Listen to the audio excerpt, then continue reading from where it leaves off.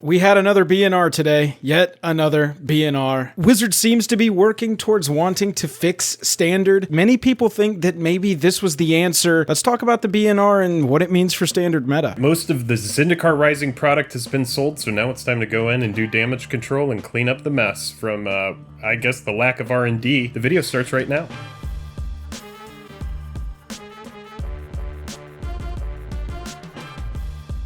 Special thanks to our Patreon supporters who power our channel. Check out our Patreon for monthly giveaways, exclusive content, and even a starring role in our fan fight series. Link in the description below. For a limited time only, if you join the Patreon at any level, you will receive a holographic Jake and Joel Are Magic logo sticker. Link in the description below. Hello and welcome to the day. Thank you for spending your time with us. I'm Jake. I'm Joel. Welcome back to another episode of Jake and Joel Are Magic. It is October 12th, 2020, and there has been another BNR. We're going to chat about that. But first, if you would, if you like the video by the end of it, or you've just seen a couple Jake and Joel videos and at this point you're like, I should probably subscribe, go down there and hit that subscribe button. It really helps us out. It's the best way to support the channel with just the click of a button. Let's go ahead and talk about these cards. Yep, let's jump over.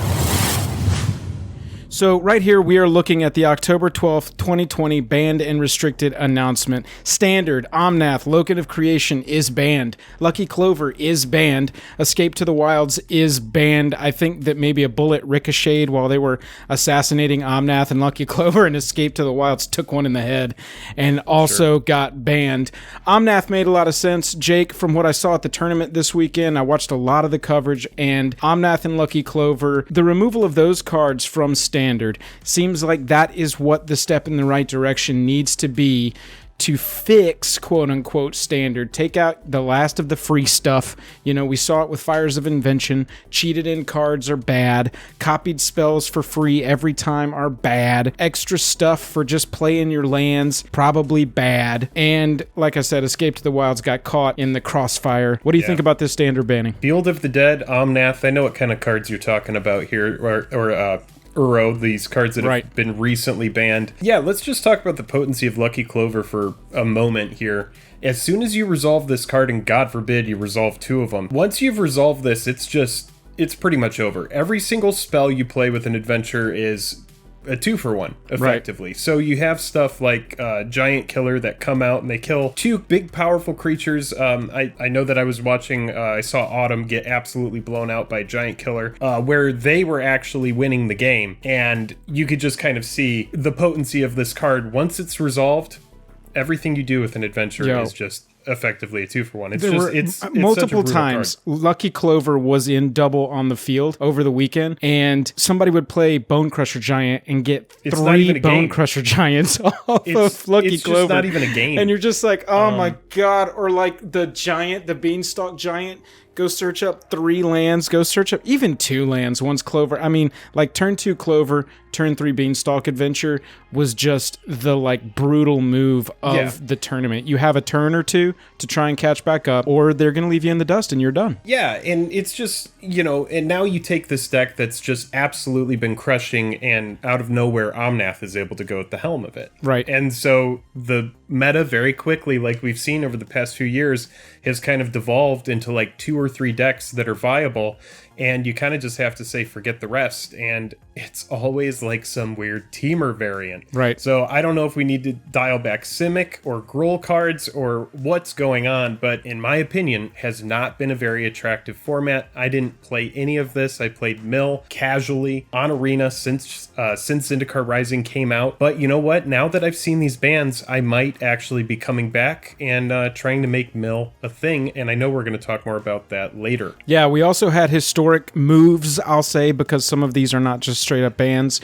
Omnath was suspended in historic, which I think is an excellent preemptive move. Teferi 3 and Wilderness Reclamation were moved from suspended to banned, which, makes sense. And Burning Tree Emissary, this was kind of the surprise of the BNR. Burning Tree Emissary is back in the historic meta because they think that the Gruul deck has maybe been powered down by the inclusion of the jumpstart cards, and overall, like, the deck got powered down by the meta getting powered up, if that makes sense. And so and also, they're like, let me know off. if you. Oh, sorry. And also, let me know if you disagree. But Burning Tree doesn't seem like a good fit, despite the acceleration that it represents, it doesn't seem like a good fit for goblins, which has been with Muxus from Jumpstart, right, just an absolute house of a deck, winning. Oh my god, on turn 3 a lot of the time it will just spiral out of amok. And let's talk about that. Do you think that Burning Tree has a place in goblins, or do you really think it's going to go back to Gruul? Yeah, I think it goes back to Gruul. In the goblin deck, you've got 2 cards, Snoop and Muxus, that are checking for goblins in your deck, and any card in that deck that is not a hit for those 8 cards that are in your deck is a feels bad, and you have to tune it so that you are maximizing your chance every time you cast those cards of hitting a goblin in the next card. So putting cards that are non-goblins in there doesn't make a lot of sense to me. Now, are there better deck builders than me in the world? Oh my god, yes. And so it's possible, I guess, that one of them would explore that and see if it's a possibility. But for me, what that means is just that the Gruul deck will sometimes have more explosive starts than it can have right now. You know, like best turn 2 in the Gruul deck is probably like Robber of the Rich, maybe Bone Crusher Giant Stomp on whatever they played, their Mana Dork or something. And so having those explosive turns that I remember when BTE was in Historic of being like BTE, Robber of the Rich, or even, 3 BTEs and then a Stomp, stuff like that. And that's how I kind of see it as being a possibility for goblins, just because it's simply a card. It isn't a cantrip, but it comes in and, like Manamorphose, just simply by existing, it floats the exact mana, and you're able to, play a Wily Goblin or play whatever goblin that you want following it up. But however, it's not going to get the buffs from any of the goblins, so I do have to agree with you. I don't think we'll see. Skirk Prospector, I didn't even consider that, but Skirk Prospector also checks for goblins to make that Mux. That early Muxus. Right, exactly. That's really what is required to get that early Muxus. You've got your treasure creating goblin, you've got your mana creating goblin from sacrifices so that you can get that turn 4 Muxus out there. Regardless, it'll be interesting to see what BTE does and if it brings a Gruul deck more into the limelight, because like your baseline point, that goblin deck has sort of been the go-to de facto aggro deck right now.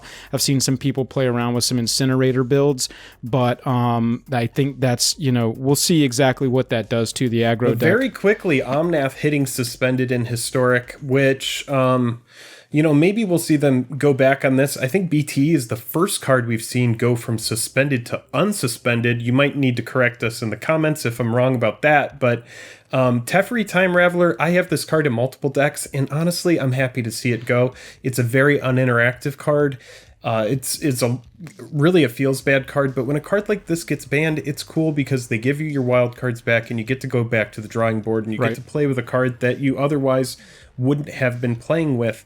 So I'm not really upset about these bans, but we can talk about Omnath Locus of Creation being banned in Brawl, which seems very preemptive. No, it does not. I'm completely wrong about that. Is it just, is this the deck? On this channel, I have a series called Fan Fights, and we play Brawl in that series, and so I have to stay up to date on my Brawl decks. I build them, I practice with them so that I know the meta and I can be competitive to our patrons that are part of that series and are competing for a trophy at the end of the year. Check our Patreon out, link down in the description below. I played Omnath the very first day it came out, and it took me 2 days to go into our Discord that you gain access to if you join our Patreon and say, Omnath Locus of Creation is going to be house banned in our Brawl fan fights because this card is just absolutely stupid. And I got, let's give some time for it to shift out. Let's give some time. I don't think it'll be too powerful. Well, the deck is based in green, worse. So getting to Omnath isn't difficult. And you can ramp to it, and if it gets removed, you can get to it again quickly. All I have to say is I'm taking every single point that I earned by calling this almost out of the gate that there's no way this is going to live as a Brawl commander. And the validation by Ian Duke today when this article was posted was fantastic. Jake, let's jump over to some cards and check out what the standard meta might look like now that Omnath is gone. So here is the granddaddy of the bans today. Omnath killed in multiple formats. What does that mean for standard? Well, the early buzz right now is that Rogues... Oh, I hate this card. is that Rogues might be an actual deck. Seth Manfield actually took it to the grand finals. Crokies has been playing this on his stream since the BNR happened and is just hugely in love with it. And normally his opinion is a pretty good sense of what the meta might end up being. Does that even have a Witch's Oven in it? I don't think it does. No, it does not, which is unlike a Crokies deck. But this deck, I watched him play it all morning today. This deck with its Rogues and its Ruin Crabs, it can mill you. It can kill you. Fan of the crab. Oh, I know you are. And there are a lot of people that want crab, this baby. card banned that I think are just ridiculous. But that's beside the point. Jake, it looks like one of your favorite archetypes in mill might be a viable deck in standard now. I haven't played any other kind of archetype since Zendikar Rising came out. So Sounds I'm very about right. laser focused on one kind of deck, and I'm playing that, and I'm trying to find the right brew. It is very encouraging, and it does take the crab to get the deck to that point, because you need that passive mill effect. The crab is going to thrive best alongside the rogues, which have been absolutely punishing. I have played some standard, and the rogue deck is just, it's oppressive. The inevitability is there. It has you wanting to run cards like Pestilent Haze, even though Pestilent Haze isn't hitting the 1/3 flyer, which we were just talking about, which is such an oppressive card. And it goes back to what you were talking about earlier, which is put value into spot removal. Just because you're not getting a 2-for-1 out of spot removal doesn't mean that it isn't worth running. Sure. If you can kill that 1/3 flyer, I mean, that's like, I don't really know what more you want to do. Yeah, there's a lot of passive mill on the rogue deck as well. And once we get through some of the stuff that's going to be strong in standard, we're actually going to look at that spot removal that Jake's talking about is going to become so important here very soon. Croxa is another deck I've seen a lot of players tinkering with today. This is an offshoot of the Rakdos control deck that was already pretty viable, already had some legs, and so people are experimenting with that. So some graveyard removal you're going to want to build into your sideboards. Also cards like Elder Gargaroth. These 5-cost creatures, Elder Gargaroth, Terror of the Peaks, suddenly become viable when a 4-drop creature is not hitting the battlefield and absolutely taking over the entire game and requiring you to play from behind. You know, Elder Gargaroth, Terror of the Peaks, these aren't necessarily cards you want to be slamming down on the board to get you back from being behind and help you turn a corner. These are cards like when you're a little bit ahead, you slam this down and that seals the game up for you if they don't have a good answer to it. So I would say... This card isn't overpowered. No, it's not. Just in my opinion. Well, right either. now, you know, nowadays, it's not overpowered.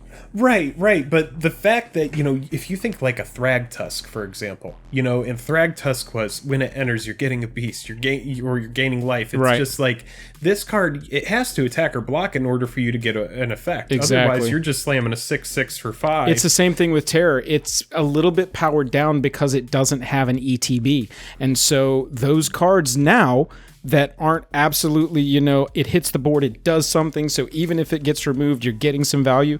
We're not having to only run those cards anymore because overall standard is getting a little bit powered down. Yep, and I think it's a good direction for it as well, because we've just seen, oh god, it's just always so degenerate. The lack of diversity in decks is really concerning to me. Well, we've got obviously Embercleave. Speaking about degenerate, we've got Embercleave still as probably one of the last bastions of excellent over-the-top pushed cards that are still viable and still legal to be running in standard. So this is a card that you're definitely going to need to have a plan for. Whether it's your main board, whether it's your sideboard, you're going to need to look out for this card. So, like Jake was saying, run removal. It is now, we don't have to disrupt weird combos anymore. We don't have to go all in on curving out 1, 2, 3, 4 just to have a chance to beat the freaking Omnath.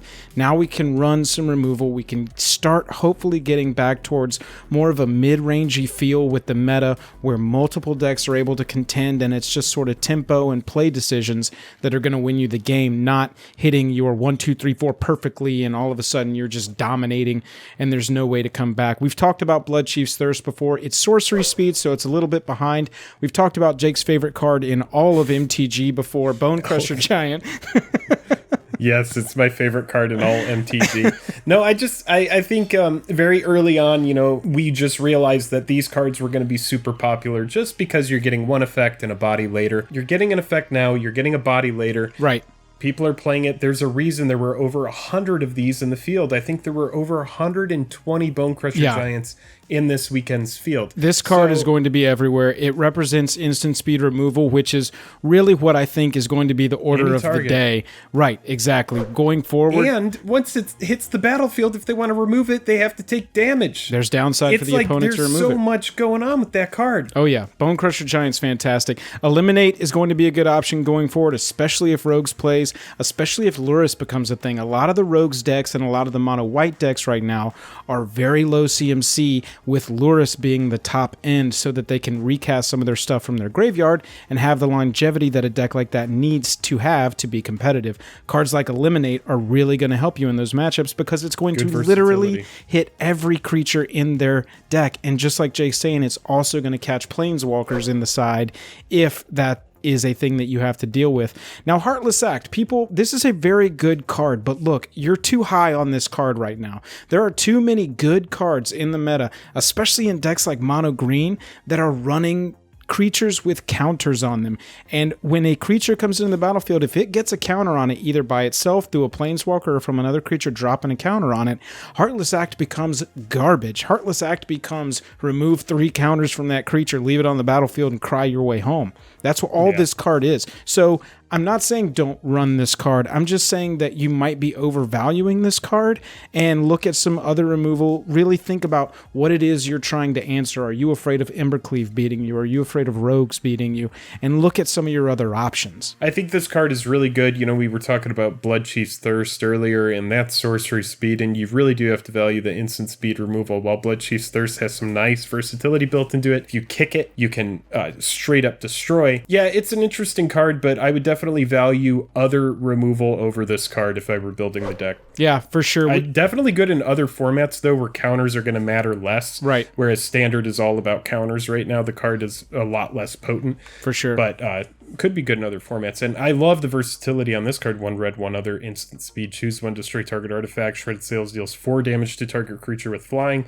Or you could cycle it away if you don't need it, and it just cantrips. Yeah, this just is do it at your opponent's EOT if you don't need it. I included it this week. We did talk about it last week, but I included it this week because Great Henge and Embercleave are still going to be in the format, and those are 2 must-answer artifacts, with the Embercleave being a must-answer at instant speed artifact. And so Shredded Sails, I think, is going to have some play in sideboards. Embercleave Shieldbreaker.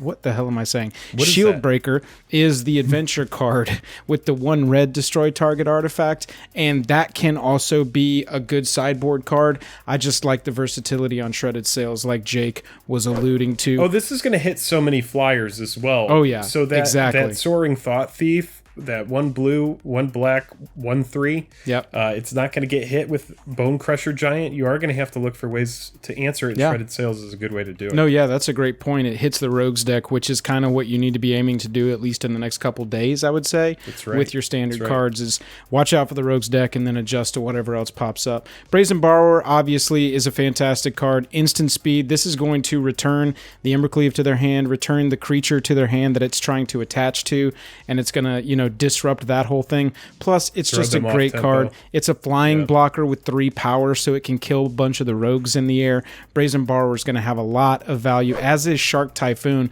This card is you have to pump mana into it, so I'm hesitant to say free, but it is an XX flying blocker that replaces itself in your hand at instant speed, and so this can absolutely completely turn a game. If they're attacking into you, you create a shark at instant speed, it replaces itself in your hand, and you can block and kill whatever they're attacking you with. It's one of those cards that you just kind of look at first and you're like, well, that probably won't make many waves. But you see it and you see how it performs. Yep. And what a beast of a card. It is a shark of a card. It is so good. I mean, the fact that you can't respond to it, it can't be countered because it's a cycling ability. Because you're cycling. Right, yeah. Exactly. I think that goes overlooked. Exactly. That I think is what I overlooked, was like, I'm like, oh, it's one of those big blue enchantments. Maybe it does something in EDH. But no, it is very much a standard card because you cycle it away early. If you play it late, anything that you're doing is just, oh man, it's a blowout. If you resolve this and you're able to do anything, all right, GG. Very strong card. That's what I think the standard meta is shaking out to be now that this feller ain't hanging around anymore. Let's close the book. We appreciate everybody watching. Let us know what you are playing in the standard meta and what you can run now that Omnath is not around. Like we said, if you would go down there, hit that like button, hit that subscribe button. It really helps us out. And if you want to support us further, check out our Patreon. Link is down in the description below. Jake, I'm tapped out. Yep, if you want to catch us on stream, I will probably be playing Mill. Actually, I will most 100% million percent be playing Mill, so make sure you're subscribed on YouTube. We stream on there, and until next time, we're tapped out. I'll see you later.